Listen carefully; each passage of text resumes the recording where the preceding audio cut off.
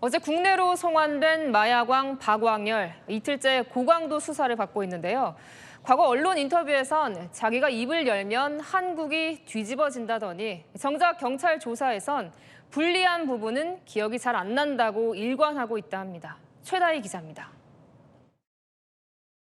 마약 조직원이 커다란 여행 가방을 끌고 공항 입국장에 들어섭니다.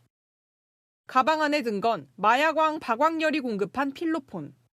경찰은 이 필로폰이 남아프리카 공화국에서 운반책에게 전달된 사실을 확인하고 박광열에게 어디서 구한 마약인지 집중 추궁하고 있습니다. 아프리카나 중남미산 마약을 국내로 유통시켰을 가능성을 의심하는 겁니다. 박광열 조직이 국내로 들여온 마약은 필로폰과 엑스터시, 케타민, 대마 등 지금까지 파악된 것만 시가 30억 원 상당. 과거 언론 인터뷰에서 내가 입을 열면 한국이 뒤집어질 것이라던 박광열은 경찰 조사에선 부인하지 않으면서도 구체적 내용은 기억이 나지 않는다고 진술하는 걸로 전해졌습니다.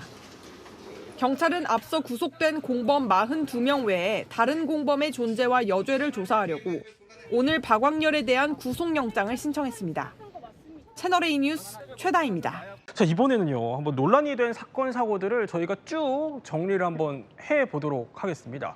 자, 어제도 전해드렸는데요. 필리핀 사탕수수밭 살인 사건의 주범이자 마약왕으로 불리는 그 박광열. 어제 우리나라로 송환됐다 이 소식 전해드렸는데요. 저희가 알고 보니까 이 과정에서 이런 장면이 있었습니다. 지금 이제 대한민국 국적기를 탑승했기 때문에 체포영장을 집행하도록 하겠습니다. 마약류 관리에 관한 법률 위반, 향정에 관한 혐의로 체포영장이 발부됐습니다. 필리핀 현지 시간으로 2026년 3월 25일 01시 30분입니다. 네. 불편하시면 말씀하세요. 아니, 서정미 변호사. 수가 불편하니까 풀어달라는 겁니다. 아니, 뭐 안 풀어준 것 같긴 한데 이게 애초에 말이 됩니까? 전혀 이제 이해할 수 없는 그런 불평에 해당을 하는 겁니다. 이제 앞서 영상처럼 이제 법무부가 인도 과정을 그대로 찍어서 공개를 했는데 이 국적기에 탔을 때 뭐 혐의 내용이라든가 또 미란다 원칙을 고지를 하고 이어서 이제 수갑을 채우면서 불편하시면은 말씀하시라 이런 이야기를 합니다. 어떻게 보면은 이제 수갑을 채우는 과정에서 의례적으로 하는 얘기입니다. 그래서 뭐 신체적인 문제가 있거나 질병상의 이유가 있을 때는 뭐 수갑 착용 여부를 조금 달리할 수 있기 때문에 뭐 의례적으로 묻는 그런 질문인데. 여기에 대해서 근데 갈 때 이거 풀고 가면 안 되냐라고 상당히 좀 납득하기 어려운 그런 불평을 토로를 한 거죠. 건강상의 문제가 있는 것도 아닌 것처럼 보이고 또 중범죄를 저질러서 필리핀에서 이송이 되는 그런 과정이고 또 해당 국적기에는 일반 승객들도 함께 탑승을 하고 있어서 보통의 사람들이라면 도저히 나올 수가 없는 그런 반응인데도 불구하고 이런 말을 했다라는 것은 사실 죄의식이 혹은 뭐 반성의 그런 기미가 전혀 없는 태도가 아닌가 이런 생각이 들게 합니다. 수갑 좀 풀어주세요. 근데 이 말도 이 말이지만 아까 잠깐 영상에서도 언뜻 보였는데 아니 그 비행기 호송되는 그 과정에서 이런 차림이었어요. 아니 선글라스 꽂고 등장하고 그러니까 셔츠 안에 이 선글라스를 꽂고 있었다는 거죠.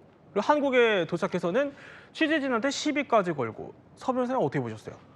일단 저런 장면들을 봤을 때 뭐 스스로를 좀 상당히 과시하고 또 포장하는 태도를 보이는 것 아닌가 이런 생각이 듭니다. 이런 장면들을 봤을 때 또 일부 전문가들도 평가를 하기를 사실 이런 조직범죄에서 수괴나 혹은 수괴급 같은 경우에는 스스로를 상당히 좀 포장하려는 태도를 보일 때가 있다. 심지어는 뭐 수사기관을 상대로도 나는 잡범이 아니고 어느 정도 거래를 할 수 있다는 것을 과시하려는 그런 태도도 보인다고 합니다. 그래서 그런 의견들처럼 이런 자기 과시의 모습이 일면 보인 것이 아닌가라는 생각이 드는데 또 뭐 취재진에게 당신은 남자답지 못하다 이런 식으로 시비를 건 것도 보면 마치 자신은 범죄자지만 남자다운 그런 범인인 것처럼 스스로를 상당히 좀 부풀리는 그런 허세가 껴있는 것이 아닌가 이런 모습들이 상당히 보이는 과정이었다라고 생각을 했습니다. 자, 이 선글라스를 꽂은 박광열. 이 필리핀에서요.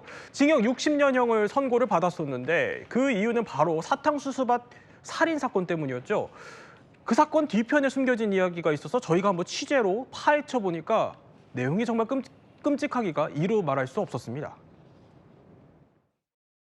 박광열이 게임한다고 생각하고 쏘라고 지시했다.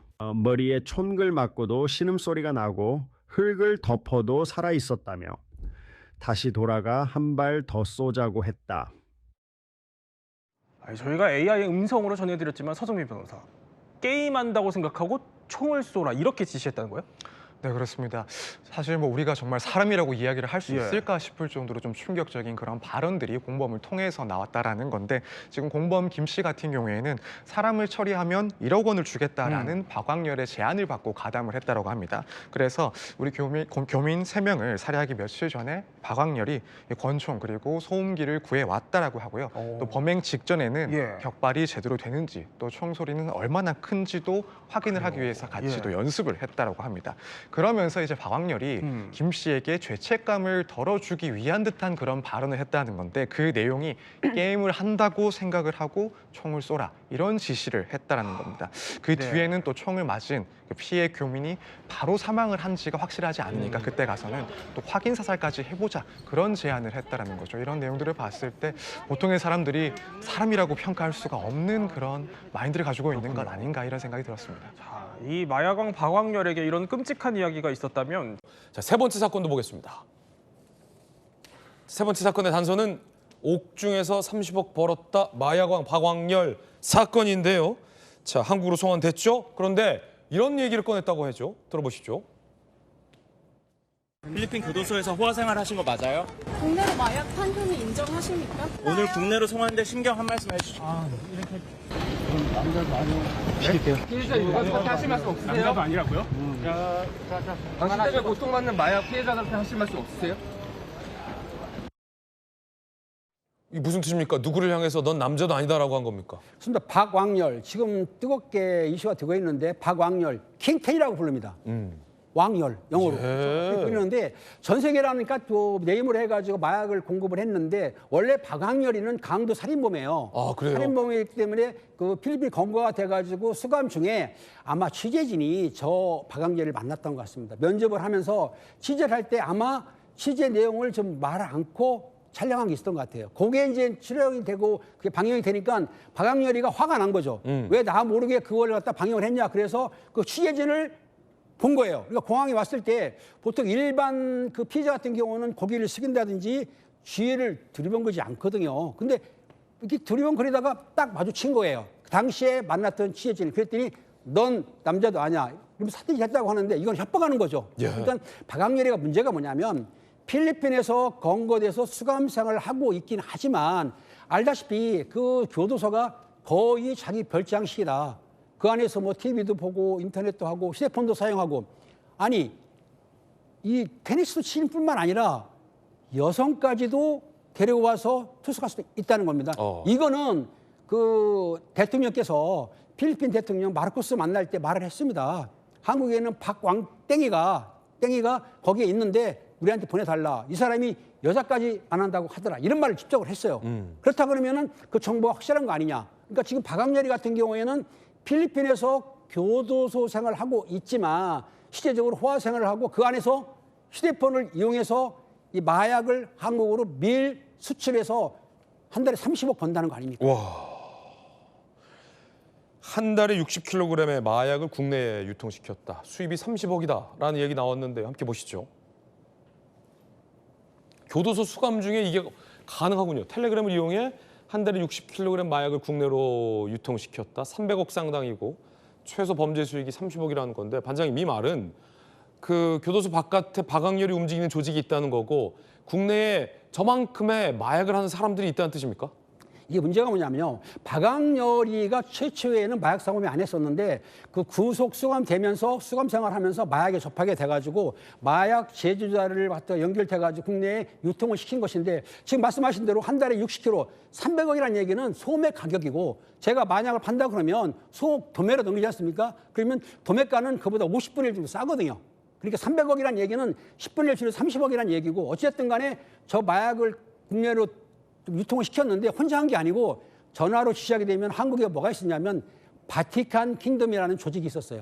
젊은 사람들이 구성되는데 그 조직들이 밀수입을, 즉 저거는 밀수치였지만 국내를 밀수입을 한 뒤에 젊은 사람 상대로 해가지고 마약을 판매를 했는데, 수법이 뭐냐? 던지기 수법. 요 내용이 뭐냐면 저 던지기 수법은 그전에도 있었지만 많지는 않았는데 저 박광렬이의 조직들이 던지기 수법을 적극적으로 해용을 했는데, 사람을 물건을 주려면 만나져야 되겠습니까? 만나지를 않습니다. 무슨 말이냐? 마약이 있는데 저런 의자 밑에 아니면 빌라 구석 밑에 나무 밑에 숨겨놓고 돈은 받은 다음에 계좌로 물론 대포 계좌겠죠. 받은 다음에 어디에서 찾아가라. 이러면 찾아가는 사람이 얼굴 보질 않아. 그러니까 점조적으로 돼 있기 때문에 누군지를 몰라. 이게 많이 했었고 알다시피 텔레그램, 이 다크웹 때문에 사실은 젊은 사람들이 많이 접했어요. 지금 내가 우리나라 알기로는 2015년 이후로 마약 척전국이 아닙니다. 마약 척전국은 10만 명당 20명 정도인데 작년 같은 경우에 마약 사범이 2만 명이 넘거든요. 그러다 보니 마약 척전국이 2배 정도의 마약 사범들이 있는 것이에요. 근데 중요한 건 이것입니다. 2만 3천 명 중에 60% 정도는 10대, 20대, 30대가 많더라고요. 아이고야. 옛날에 비해서. 큰일 났네, 물론 큰일 여성 같은 경우도 남성은 7이면은 여성은 3 정도로, 30% 정도. 큰일 났네요. 많이 늘었기 때문에 젊은 사람들이 저 SNS를 타가지고 마약이 널리 퍼졌는데 옛날에는 좀 40대 이상이 했지만 최근에는 10대, 20대, 30대가 60% 이상을 점하고 있는 것이죠. 반장님, 안 되겠어요? 어떨까요? 다시 현역으로 복귀해서 박광렬 조직은 다 밖에 있는 거 아닙니까? 이 방역 일망타진해야죠. 돼 있죠. 점주직으로 돼 있죠. 때려잡아야죠. 일부는 검거됐지만 아직 못 잡은 암수 범죄가 많이 있기 때문에 제가 만약에 현직에 복귀하게 되면은 마약에 대해서만큼은 확실하게 제갈 수가 있을까요?